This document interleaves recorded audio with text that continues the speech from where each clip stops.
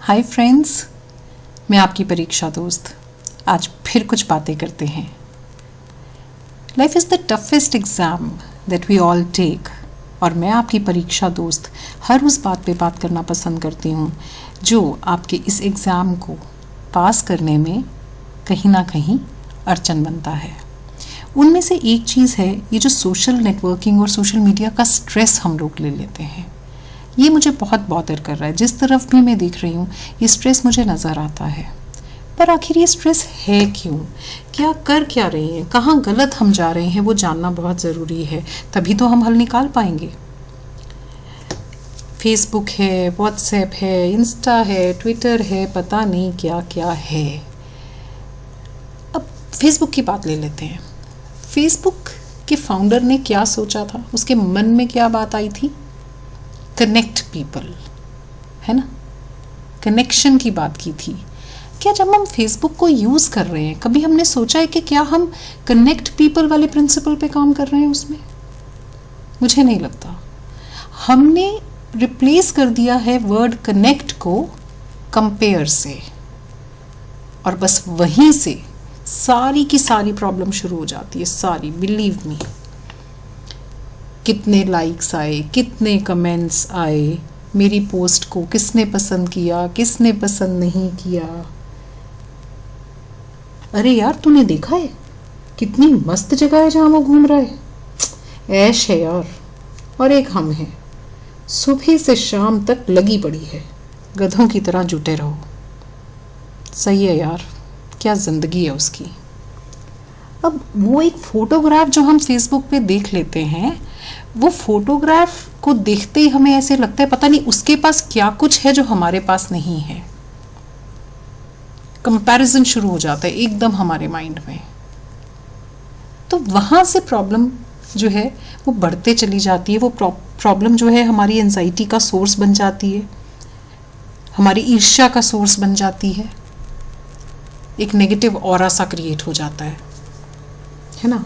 हम अपनी खुशियाँ, हम अपने परिवार के बीच में बैठे हैं, हमारे बच्चे हमारे पास हैं, हमारे पेरेंट्स हमारे पास हैं, कितना खूबसूरत समय हम अपने घर में ही बिता रहे हैं, लेकिन जलन हो रही है कि वो कहाँ घूम रहा है। काउंट योर ब्लेसिंग्स, वो ज़्यादा ज़रूरी हैं। और आपको क्या पता कि वो खुश भी है या नहीं। हो सकता है कि वो इतना दुखी था कि उसने ये सोचा कि यार 2 दिन शांति के और घर में डील हुई कि घूमने जा रहे हैं, वहाँ जाके कोई लड़ेगा नहीं। और फिर वो 2 पिक्चर्स जो खींची गई उसको देख के आप जल रहे हो सकता है वो 2-4 बहुत मेहनत से अपने लिए जुटाए हुए मोमेंट्स हैं उन लोगों के, जो आपके पास हर समय ईजिली अवेलेबल हैं। क्या हर फेसबुक पे जो फोटोग्राफ आ रही है वो फोटोग्राफ डालने वाले की ज़िंदगी की पूरी सच्चाई बयान कर देती है कि हम कंपेयर करना शुरू कर देते हैं? क्या ये सही है? उसमें से कुछ सही भी हो सकता है, कुछ गलत भी हो सकता है, कुछ खुशियां असली भी हो सकती हैं, कुछ दिखावे की भी हो सकती हैं। तो हम क्यों कंपेयर करते हैं? ज़रूरत ही नहीं है। और सुनो, आप पोस्ट डालते हैं और क्या देखते रहते हैं? किसने लाइक किया, किसने कमेंट किया। अरे यार, उसकी पोस्ट पे कितने लाइक्स आते हैं, डालने की देर है। देखो भैया, अगर वो ऐसे ओहदे पे बैठा है कि लोग उसको ऑब्लाइज करने के लिए भी डाल देते हैं, that doesn't mean he is liked by everyone. पर आपके कुछ दोस्त प्यार से, और जो आपके बहुत अच्छे फ्रेंड्स हैं, जो आपको सुनना देखना पसंद करते हैं, अगर उन सभी दोस्तों ने लाइक शेयर कर दिया तो भी ठीक है, और नहीं भी कर दिया तो क्या दोस्ती की ये डेफिनेशन है कि वो आपके फेसबुक पे आपने जो डाला है उसको लाइक या शेयर करता है कि नहीं? मैंने जो लाइक नहीं करता, आपकी शेयर पे उस पर कमेंट नहीं करता, वो आपका दोस्त नहीं है। पोस्ट पे कमेंट नहीं करता तो आपका दोस्त नहीं है। Is it right? अगली कहानी बड़ी मज़ेदार। आप अपने किसी दोस्त को पार्टी में मिलते हैं, ठीक है, और वो जो दोस्त है आपका थोड़ा सा आपको नाराज़ सा लगता है। आपको लगता है क्या बात है, मैं तो बहुत दिन बाद मिल रहा हूँ, इससे क्या प्रॉब्लम क्या है, कुछ तो है। फिर चलिए आप कोशिश करते हैं बातचीत करने की, पर वो दोस्त नॉर्मल तो नहीं होता। अब आप सोचते रहते हैं और फिर थोड़ी देर बाद वो दोस्त बातों बातों में क्या ही देता है कि यार आजकल तो लोग बर्थडेज भी नहीं याद रखते। आपको लगता है अरे यार कहीं मैं इसका बर्थडे तो नहीं भूल गया, तो फिर आप ज़रा इधर उधर जब होते हैं तो फेसबुक पे चेक करते हैं कि इसका बर्थडे कब था, तो आपको समझ में आता है कि oh yes you forgot to wish him on his birthday. कहानी यहाँ ख़त्म नहीं हुई अभी। फिर आप सोचते हो अच्छा चलो गलती तो हुई है तो सॉरी कह देते हैं, ठीक है। तो फिर आप अपने दोस्त के पास जाते हो, आप उसको बोलते हो ओ यार I was so badly struck up, मैंने रियलाइज़ किया मैं तेरा बर्थडे विश करना भूल गया। What do you mean by badly struck up? तुम्हारे पास एक दोस्त को विश करने का टाइम है और आपको दूसरे दोस्त को विश करने का टाइम नहीं है, that is what you say you are badly struck up. आपको लगता है यार ये तो जितना आप सोच रहे हैं उससे ज़्यादा बड़ी प्रॉब्लम है। तो फिर आप एनालाइज करते हैं कि अच्छा, याद करते हैं कि कौन सी डेट पे बर्थडे था, अच्छा इस डेट पे मैं क्या कर रहा था, और यार इस दिन तो इतना बिजी था, यार उस दिन पॉसिबल कैसे है कि मैंने फेसबुक खोला था। फिर आप और दिमाग लगाते हैं, ओह अच्छा वो लंच करने गया था ना उस समय 2 मिनट के लिए फेसबुक खोला था, आई रिमेंबर, हाँ अच्छा अभी तो मैंने एक फ्रेंड को बर्थडे विश किया ही था, इतने में वापस से कुछ काम आ गया, मुझे तो खाना भी छोड़ के भागना पड़ा था। ओहो वहाँ हुआ है ये। फिर अपने दोस्त को बताने की कोशिश करते हो, मजाल है वो दोस्त मान जाए, अरे छोड़ ना यार क्यों बहाने बना रहा है, अब जो हो गया सो हो गया। आई स्वेयर, मतलब आपको ऐसे लगता है कि आपने पता नहीं कौन सा गुनाह कर दिया। एक और सबसे बड़ी दिक्कत पता है क्या है? दिक्कत है वो कंपैरिजन। यदि आप सबका बर्थडे भूल गए होते ना तो फिर उस दोस्त को उतनी दिक्कत नहीं थी। आपने एक को विश किया और उसको विश नहीं किया, वो उसकी लाइफ की इस समय सबसे बड़ी प्रॉब्लम है as far as you are concerned. तो ये जो कंपैरिजन है ये सबसे बड़ी प्रॉब्लम है। और आप नॉर्मल कोर्स में अपने एक बिजी रूटीन में कभी लॉगिन कर लेते हैं, कभी कुछ कर देते हैं, कहीं कोई लाइक और पोस्ट कमेंट कर देते हैं किसी भी पोस्ट पे, किसी पे नहीं भी करते, पर वो डालने वाला जो है वो पता नहीं क्या क्या मनगढ़ंत कहानियाँ कि पता नहीं मेरे से क्या प्रॉब्लम है, मेरे पोस्ट पे क्यों नहीं डालता, ये तो ऐसे करता है वो तो वैसे करता है। कितनी परेशानी इकट्ठी करते हैं हम लोग अपने दिमाग में, just because we are not connecting, we are comparing and taking out negative conclusions from so many XYZ factors which are actually not required. वहाँ ये प्रॉब्लम आ रही है। तो ये जो हम कर रहे हैं ये हमें डेफिनेटली अवॉइड करना चाहिए। और ये हम जब भी इस तरह की सिचुएशंस में नेगेटिविटी में फंस जाते हैं तो खाली हम एक कंक्लूजन निकालते हैं, यार मुझे कोई पसंद नहीं करता, no one cares for me, उसकी देखो कितनी फैन फॉलोइंग है, उसके देखो कितने दोस्त हैं। क्या दोस्त और सच्चे दोस्त दोनों में से मुझे बताओ नंबर किसका ज़्यादा होना चाहिए?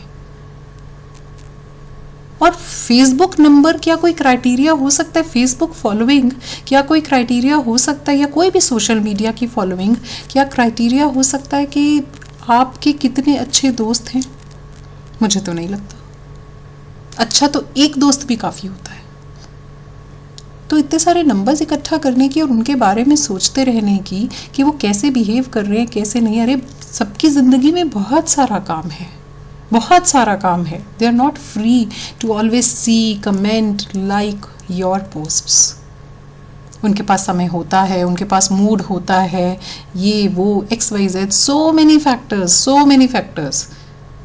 अगर आप पॉजिटिवली सोचेंगे तो आपको लगेगा यार बहुत सारे फैक्टर्स होते हैं कि कोई बंदा क्यों कमेंट करता है और कोई क्यों कमेंट नहीं करता। सिर्फ ये एक फैक्टर तो डेफिनेटली नहीं होता कि वो आपको पसंद करता है या नहीं करता। आई एम वेरी श्योर ये एक कंक्लूडिंग फैक्टर तो कभी भी नहीं होता। पर स्ट्रेस हम यही लेते हैं कि इधर दे केयर और दे डू नॉट केयर, तो वहाँ से स्ट्रेस की शुरुआत होती है। एक ये सिंबल जो है, बाकी बची हुई हमारी ज़िंदगी की परेशानियाँ कम थी कि देखो कुछ भी जो भी फाउंडर्स होते हैं वो करते तो अच्छे के लिए हैं। अब हम उसको कैसे यूज़ करते हैं वो जो है बहुत इम्पॉर्टेंट होता है। कि अब ये व्हाट्सएप स्टेटस, आई थिंक ये नाम जो है ये अपने आप में बहुत सारी कहानियाँ कहता है। ये ना एक मोड ऑफ कम्युनिकेशन है सबसे ज़्यादा तो उन लोगों के लिए जो सीधे तौर पे अपनी बात नहीं कर सकते, जो इस चीज़ में तो बिलीव ही नहीं करते हैं कि हर प्रॉब्लम का सल्यूशन है वो डायरेक्ट बातचीत से निकल सकता है। जितने भी लोग इस बात में बिलीव नहीं करते वो व्हाट्सएप स्टेटस का सहारा लेते हैं। बॉस ने डांट दिया, खूब ज़ोर से डांट दिया, घर गए पहला काम एक ही था कि बॉस के सामने तो बोल नहीं सकते थे, अब एक तड़कता भड़कता करारा सा एक कोट निकालना एक स्टेटस पे डालने के लिए कि बस बॉस को ना हमने इनडायरेक्टली जवाब देना है। हम जो कुछ सामने से नहीं कह पाए ना, बस वो ये व्हाट्सएप स्टेटस कर देगा हमारा काम। और फिर सिर्फ यहाँ पे बात नहीं ख़त्म होती है, स्टेटस डाल दिया, अब बार बार चेक करते रहना पड़ेगा कि बॉस ने देख भी लिया कि नहीं देख लिया। तो मतलब परेशानी को मल्टीफोल्ड करने का कितना आसान तरीका है, अपने आप को परेशान करने का कितना इजी वे है कि आप इस तरीके से बातचीत करिए। और फिर और एड ऑन, बॉस तो जब देखेगा उससे पहले किसी भले शुभचिंतक दोस्त का फ़ोन आ जाएगा, क्या बात बड़े खतरनाक स्टेटस लगा रहा है, अरे कुछ नहीं यार आज बॉस के साथ ये झगड़ा हो गया, सुना दिया है, देखो मैंने भी सुना दिया है, ऐसा तो है नहीं कि पढ़ेगा और उसको समझ में नहीं आएगी, आ जाएगी समझ में। I swear, क्या कर रहे हैं हम लोग। और उससे भी बढ़िया रिश्तेदारों का तो बेस्ट कम्युनिकेशन मोड ही यही है, बेस्ट वे, कुछ भी हो स्टेटस चिपका दो, है ना। मतलब मोस्ट डोमिनेटिंग जो आजकल मोड ऑफ कम्युनिकेशन चल रहा है यही वाला चल रहा है। कोई व्हाट्सएप चैट ग्रुप खोल लो, कुछ अच्छी तड़कती भड़कती सी वार्तालाप चल रही हो वहाँ पे, तो समझ आ जाता है कि कुछ लोगों में कोल्ड वेव चल रही है और बाकी म्यूट फॉर्म में ऑडियंस मज़े ले रही है। अरे यार वो 2-4 लोग सीधे सीधे बैठ के बात क्यों नहीं कर सकते हैं। हमारे पास ज़िंदगी में अच्छी चीज़ें ख़त्म हो गई हैं क्या?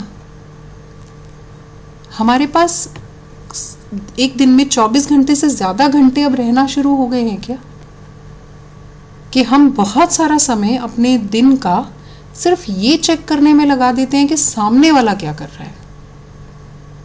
हमारे बच्चे का होमवर्क हो रहा है कि नहीं हो रहा उससे कोई मतलब नहीं है, हम अपने बड़े बूढ़े को फ़ोन कर पा रहे हैं उससे कोई मतलब नहीं है, हम अपने स्पाउस के साथ अच्छा वक्त बिता पा रहे हैं कि नहीं बिता पा रहे हैं उससे कोई मतलब नहीं है, सामने वाला क्या कर रहा है उससे मतलब है हमें। ये है प्रॉब्लम की जड़। जो चीज़ जिस चीज़ के लिए बनी है अगर आप उसका मीनिंग ही चेंज कर देंगे, आप कनेक्ट को कंपेयर में कन्वर्ट कर देंगे, तो वही सब होगा जो हो रहा है। तो फिर क्या करें, इसका हल क्या है ये बताओ मुझे। पहले तो ये बताओ कितने घंटे लगाते हो ये नेगेटिव काम करने में, कितने घंटे लगाते हो, सोचा है कभी? और वही सब नेगेटिव काम करने में, नेगेटिव इंटरप्रिटेशंस निकालने में, ईर्ष्या करने में जितने घंटे लगाते हो, क्या अगर वो सारे घंटे आप अपने परिवार के साथ या कुछ क्रिएटिव काम करने में, कुछ पॉजिटिव थॉट्स जनरेट करने और सुनने में लगा देते हो, क्या ये प्रॉब्लम ख़त्म नहीं हो जाएगी? क्या वही रियल एसेंस नहीं होगा इस सोशल मीडिया का कि हम कुछ पॉजिटिव क्रिएटिव बनाते हैं और वही शेयर करते हैं, वही सुनाते हैं, लोग सुनते हैं और उनकी ज़िंदगी में डिफरेंस क्रिएट होता है। Create some value of your life. परमात्मा ने इतनी अच्छी ज़िंदगी दी है, कुछ अच्छे काम करो, उस सोशल मीडिया को यूज़ करो उन अच्छे विचारों को लोगों तक पहुँचाने के लिए, बजाय कि सिर्फ कंपैरिजन्स करने के लिए। So do not compare, do not copy. अच्छा वो गया है वहाँ पे घूमने के लिए तो अगली बार मैं भी उससे बेटर जगह पे जाऊँगा और पोस्ट करूँगा, और फिर आके क्योंकि इनकम से ज़्यादा खर्चे कर दिए तो फिर जो ज़रूरी खर्चे हैं उसमें से कटौती करूँगा। Very nice. Do not copy. क्या ज़रूरत है कॉपी करने की? क्या शो करना चाहते हो, क्या प्रूव करना चाहते हो? खुश करना है या खुश रहना है या दिखावा करना है? Do not react, find solutions. वो बॉस को स्टेटस चिपकाने के बजाय घर आके सोचो कि मान लो वो बॉस खराब भी है बट अल्टीमेटली जब तक दूसरी नौकरी नहीं मिल जाती उसी बॉस के साथ ही तो रहना है ना। तो बैठ के ये सोचो कम से कम कि सर की नेचर के साथ या मैम की नेचर के साथ मुझे एडजस्टमेंट कैसे बनाना पड़ेगा, कैसे तालमेल बिठाना पड़ेगा, व्हाट इज़ शी और ही एक्सपेक्टिंग फ्रॉम मी, और मुझे उस बेंचमार्क को कैसे अचीव करना पड़ेगा। एंड बिलीव मी, अगर आप अपने आप को 1 महीना देते हो ना कि अगले महीने मैं दूसरी जॉब ढूंढ लूँ, और उससे पहले अगर आप इस पैरामीटर पे काम कर लेते हो, मुझे नहीं लगता अगली जॉब ढूंढने की ज़रूरत पड़ती है। तो रिएक्ट करने के बजाय सल्यूशंस ढूंढो। इस एडिक्शन से अपने आप को बाहर निकालो कि तुम्हें ये जानना सबसे ज़्यादा ज़रूरी है कि सामने वाला क्या कर रहा है। अपने आप को इस प्रेशर में भी मत डालो कि मुझे हर एक पोस्ट पे कमेंट करना है, कोई ज़रूरत नहीं है। आधे टाइम तो हम इसलिए कमेंट कर रहे होते हैं क्योंकि अगर हमने नहीं किया तो वो भी नहीं करेगा। हम आधे टाइम तो ये सोचते हैं कि अरे यार मज़े हैं, ये इंसान घूमने भी चला जाता है, ये इंसान पूजा पाठ में भी नज़र आता है, ये इंसान अपना काम भी बड़े अच्छे से कर रहा है। तो उस इंसान से जलने के बजाय कोशिश करो समझने की और उससे बात करने की कि how do you manage your time, कि तुम सब कुछ इतने बेहतरीन तरीके से कर पा रहे हो।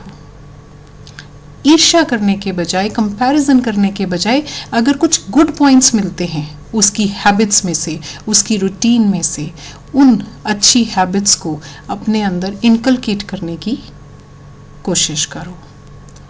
और तभी अगर हम ये सब करते हैं, तभी हम इस सोशल मीडिया का जो क्रिएशन का पर्पस है उसको हम सार्थक कर पाएंगे। अदरवाइज ये एंजाइटी, ये स्ट्रेस हम अननेसेसरली अपनी लाइफ में बटोर रहे हैं, जिसकी बिल्कुल भी कोई ज़रूरत नहीं है। तो तरीका सीखिए कि कैसे आप सोशल मीडिया को यूज़ करेंगे। एंड बिलीव मी, ये आपको कोई भी मेंटर नहीं सिखा सकता, ये आपको खुद को ही सीखना पड़ेगा। स्टे अवे, अगर आपसे कोई भी चीज़ आपको लगता है कि मेरे को बार बार प्रिक कर रही है, तो stay away, create a distance. क्या प्रॉब्लम क्या है? एक बंदे से सोशल मीडिया पे अगर आप थोड़ा सा डिस्टेंस क्रिएट कर भी लोगे तो दिक्कत क्या है? Try to handle it in a positive manner, right? तो कुछ समझ में आई? थोड़ी थोड़ी सी बात, सारा कुछ एकदम नहीं कर पाओगे, पर कम से कम जो टाइम डिवोट कर रहे हो सोशल मीडिया पे, सोशल नेटवर्किंग पे, उसको रिड्यूस करो। Unless it is required for your some occupation, profession, anything unnecessarily जो आप यूज़ कर रहे हो, डेफिनेटली उस एडिक्शन को धीरे धीरे हो सके तो कम करो। और उसी जो टाइम को आप सेव करोगे उसको कहीं ना कहीं पॉजिटिव मैनर में अपनी फैमिली और फ्रेंड्स के साथ स्पेंड करो। And believe me, that will really make your life a much better one. Thank you so much.